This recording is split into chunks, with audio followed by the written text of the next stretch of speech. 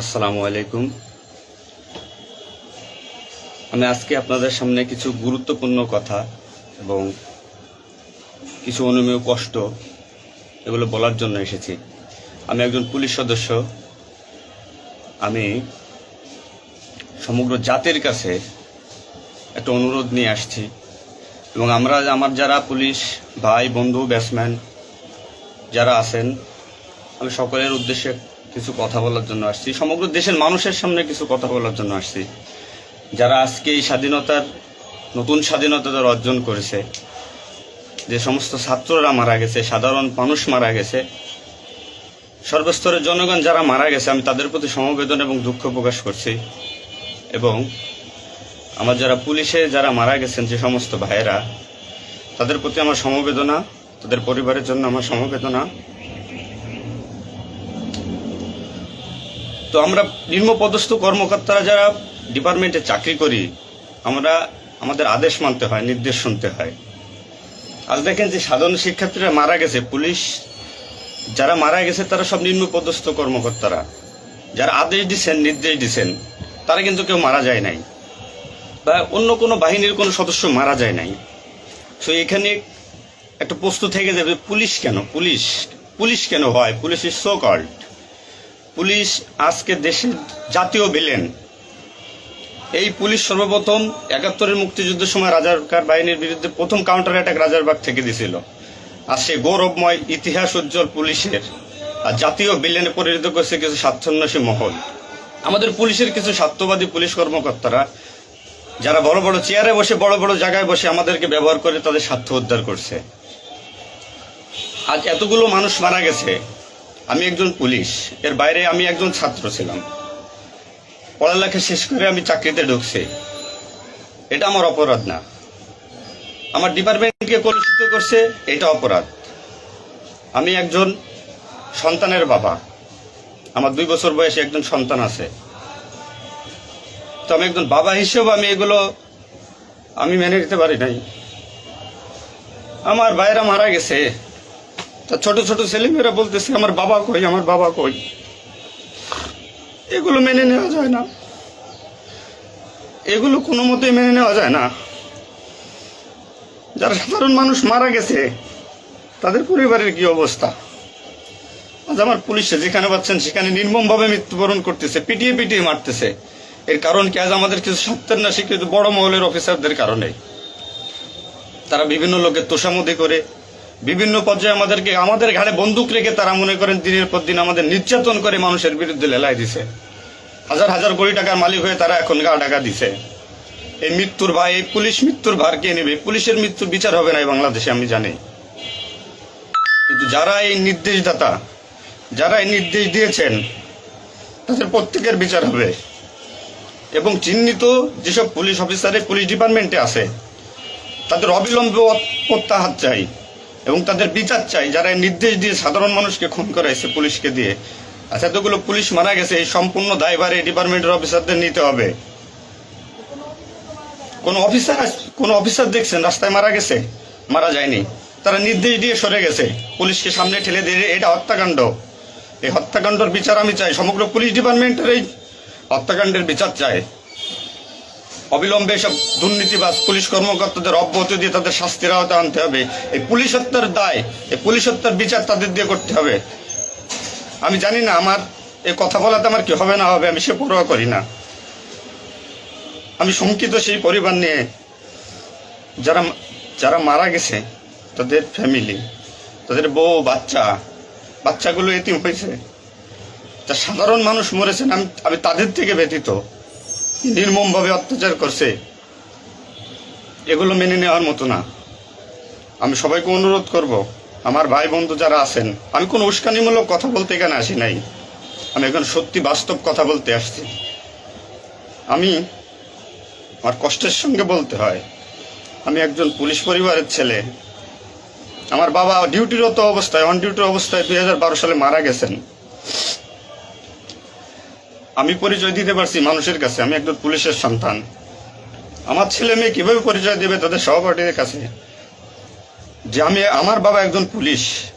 কিভাবে পরিচয় দিবে? সিসি করবে? আজ মানুষের কাছে, জাতির কাছে সমগ্র পৃথিবীর কাছে মানুষ আজকে ভিলেন রূপে আপনি পরিচয় হয়ে গেছে।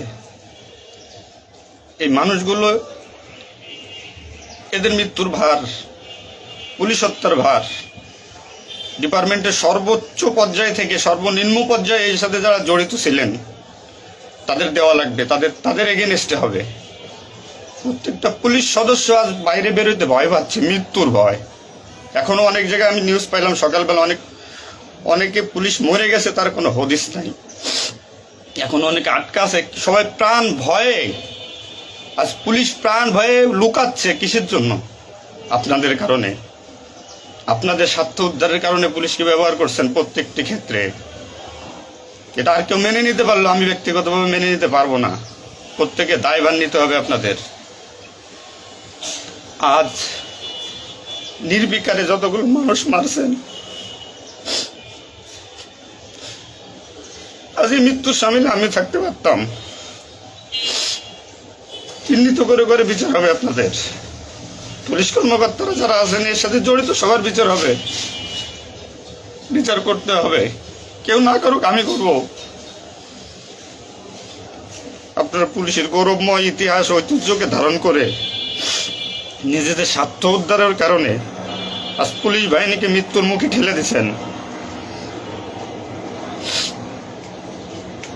তাদের কথা একবার চিন্তা করেননি। আপনি নির্দেশ দিচ্ছেন, নয়তো এই পুলিশ, এই সাধারণ পুলিশ, আমরা যারা আছি, আমরা কখনো এদের গায়ে বুলেট চালাইতাম না, কখনোই আমরা গুলি ছুটতাম নাই আমাদের ভাইদের উপরে। ডিপার্টমেন্টের ম্যাক্সিমাম 80% পুলিশ এখন পড়াশোনার সাথে জড়িত। এভরি ওয়াল, সবাই পড়াশোনার সাথে জড়িত, সবাই ছাত্র। আপনারা আপনাদের ব্যক্তিগত রক্ষার কারণে কই, আপনারা এখন কোথায় আছেন? আপনারা একজন বড় বড় অফিসাররা কোথায় আছেন? বেরোয় আসেন, নামেন পুলিশের সামনে, পুলিশকে সিকিউরিটি দেন, দেশের মানুষকে সিকিউরিটি দেন। আপনাদের হাতে পুলিশ বাহিনী ক্ষতিগ্রস্ত, বিপর্যস্ত, বৈষম্য সৃষ্টি করছেন আপনারা।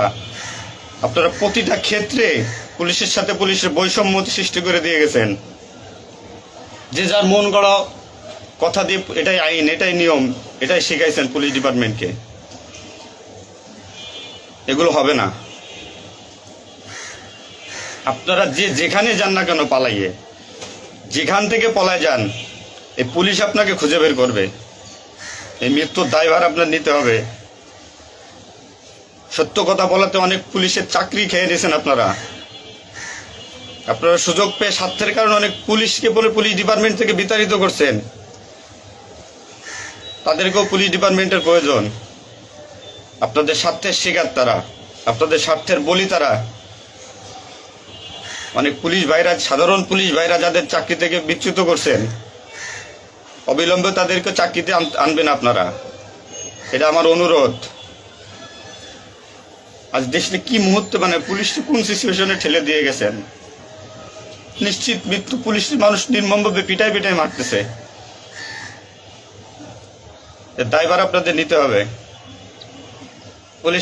প্রত্যেক পুলিশ পরিবারের যে আক্রোশ, যে কষ্ট, এগুলো দায়ভার আপনাদের নিতে হবে।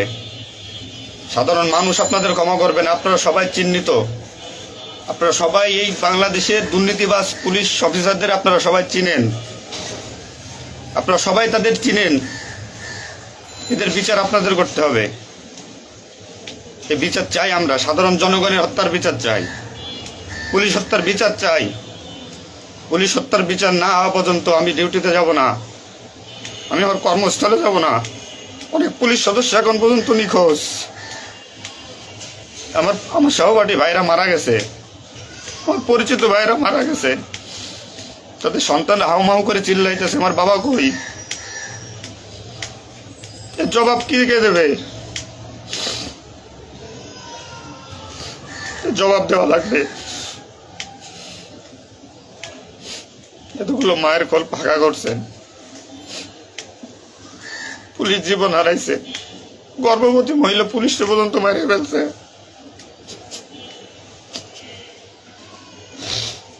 নির্মম ভাবে মারছেন।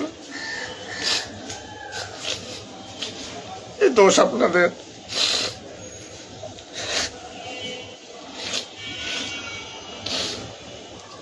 চাকরির ভয় নাই, চাকরি যায় যাক, ভিক্ষা করে খাবো, নির্যাতন আর মানবো না। কি করছেন পুলিশ ডিপার্টমেন্টের জন্য আপনারা? কত পুলিশ মারা গেছে তার তো ঠিক নাই। বিচার হবে, বিচার আমি করবো, কেন করবো? পুলিশ ডিপার্টমেন্টে প্রত্যেকটা সেক্টরে দুর্নীতি। আমি পুলিশ হয়ে আমার কোনো কাজের জন্য আমাকে অর্থ দিতে হয়, টাকা দিতে হয়। এতে নির্লজ্জতার কি কি কি করবো আমি? সাধারণ মানুষ দূরের কথা, আমরা কোনো পুলিশের কাছে সহযোগিতার জন্য গেলে তারা আমাদেরকে মূল্যায়ন করে না, কোনো কাজে হেল্প করে না, কোনো কিছুতে সুবিধা দিতে চায় না। আজ ডিপার্টমেন্টে বৈষম্য সৃষ্টি করে থেকে গেছেন আপনারা।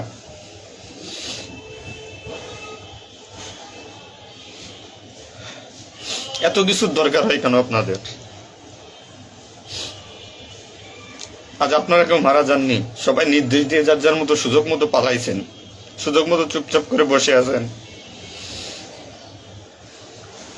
পুলিশ ডিপার্টমেন্টের অনেকে আছে যারা এর সাথে জড়িত না, সরাসরি গুলি করতে চায় নাই, বাধ্য করছেন, নির্মম মৃত্যুর দিকে ঠেলে দিয়েছেন এদেরকে। কোনো কিছুই মনে করেন আপনারা। তো নতুন দিনের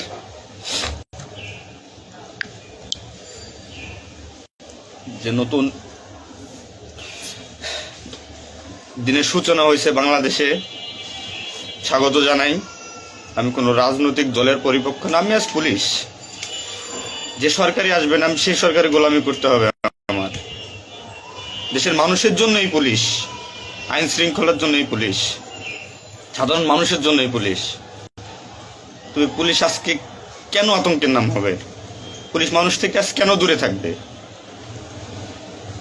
দিন শেষে পুলিশ মানুষ, পুলিশ কারো স্বামী, কারো বাবা, এটা চিন্তা করবেন। ডিপার্টমেন্টের যে সমস্ত অসাধু কর্মকর্তারা আছেন প্রত্যেকটা সেক্টরে শিক্ষা নেন। বিশেষ করে যারা আসছেন ঊর্ধ্বতন কর্মকর্তারা শিক্ষা নেন। আজ আপনাদের স্বার্থের কারণে, আপনাদের কারণে আজ ডিপার্টমেন্টের এই অবস্থা। তছনছ হয়ে গেছে পুলিশ ডিপার্টমেন্ট। কথা বলার মতো কোনো ওয়ে নাই, কথা বলতে পারতেছি না। আমি তো বেঁচে আছি, তারা মারা গেছে, কি নির্মম ভাবে মারা গেছে, মেরে ফেলছেন আপনারা। তো আমি শুধু পুলিশ বাহিনীরা যারা আক্রান্ত করছেন আপনাদের বিচার করব, আপনাদের বিচার হবে। সবকিছু দায়ভার আপনাদের। ঘুমাইতে পারি না এই কয়দিনে, ভয়তে, চিন্তায়। মারা যাওয়া পুলিশের ছেলেমেয়েরাও চিৎকার করে বলছে আমার বাবা কই। তো সহ্য করার মতো না, মানুষ হিসেবে সহ্য করার মতো না। তো পরিশেষে একটা কথা বলবো, আমার যারা ডিপার্টমেন্টে আছেন, চাকরি করতেছেন করেন, সমস্যা নাই, চাকরি ছাড়ারও দরকার নাই। শুধু বিবেকের কাছে একটু প্রশ্ন করেন যে এরা আমাদের কিভাবে আমাদের ব্যবহার করছে ডিপার্টমেন্টে। যে সরকারি আসুক, আপনাদের কাছে অনুরোধ, যে আসুক ভাই, দেশে সরকার নাই আসুক, পুলিশ থাকুক আর না থাকুক তাতে কিচ্ছু আসা যায় না। তো আমার একটা দাবি, একজন পুলিশ হিসেবে, একজন পুলিশের সন্তান হিসেবে, ডিপার্টমেন্টের ঐতিহ্য যারা নষ্ট করছেন, এই পুলিশের সুনাম যারা নষ্ট করছেন, এদের বিচার চাই আমি, 100% বিচার চাই। পুলিশকে যারা মুখোমুখি করে যে সন্ত্রাসী বানাইছেন, নির্বিকারে পুলিশ মারাইছেন, এই নির্দেশদাতাদের বিচার চাই আমি।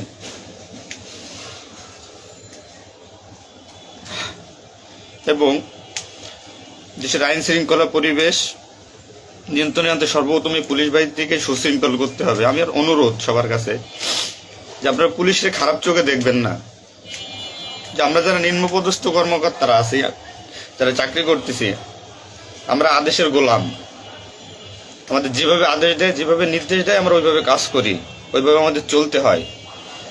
যে ভীতি, না মানলে চাকরি চলে যাবে, যাক, এ চাকরির প্রতি আর এখন কোনো নাই। তবে আমার ডিপার্টমেন্টে যে সমস্ত ভাইরা মারা গেছে, সাধারণ মানুষ যারা মারা গেছে, তাদের আমরা আর ফিরে পাবো না, হয়তো পাবোই না। তো আমার একটা অনুরোধ, আগে পুলিশ বাহিনীটাকে সুশৃঙ্খল করুন, আইন শৃঙ্খলা সুশৃঙ্খল করবেন।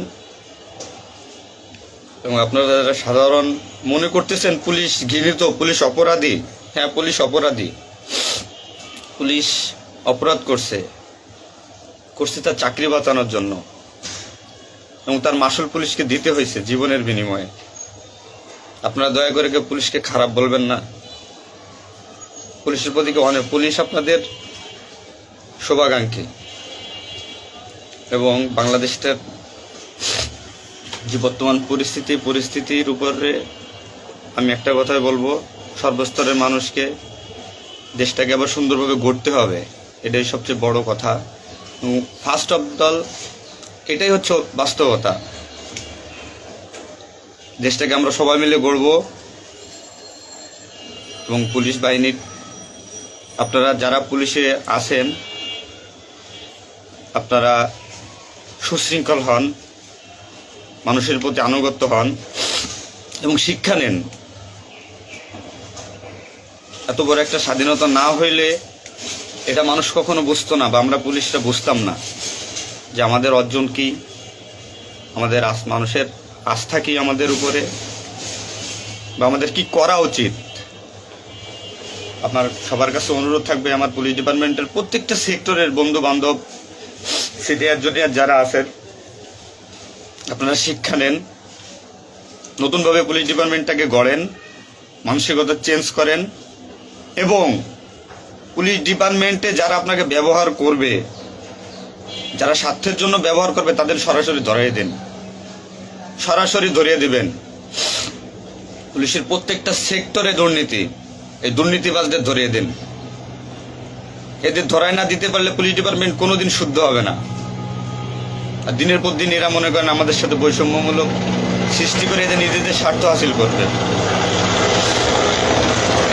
তো সবার কাছে আমার একটা অনুরোধ, আপনারা সবাই ভালো থাকবেন আর আমাদের পুলিশের জন্য দোয়া করবেন, যাতে আমরা একটা সুশৃঙ্খল বাহিনী হিসেবে রিইউনিয়ন, পুনরায় পুলিশ ডিপার্টমেন্টটাকে আবার গড়ব, এই শিক্ষা থেকে শিক্ষা নিয়ে, যে পুলিশ কখনো মানুষের দুশ্মন নয়, পুলিশ মানুষের শত্রু নয়, পুলিশ মানুষের বন্ধু, জনগণের বন্ধু। এটা আমরা প্রমাণ করব। এই মানসিকতা নিয়ে তৈরি হন আগামী দিনের নতুন পুলিশ বাহিনী গড়ার জন্য। সবাই সবার নিজের প্রতি খেয়াল রাখবেন, ফ্যামিলির প্রতি খেয়াল রাখবেন, আমার জন্য দোয়া করবেন। আসসালামু আলাইকুম।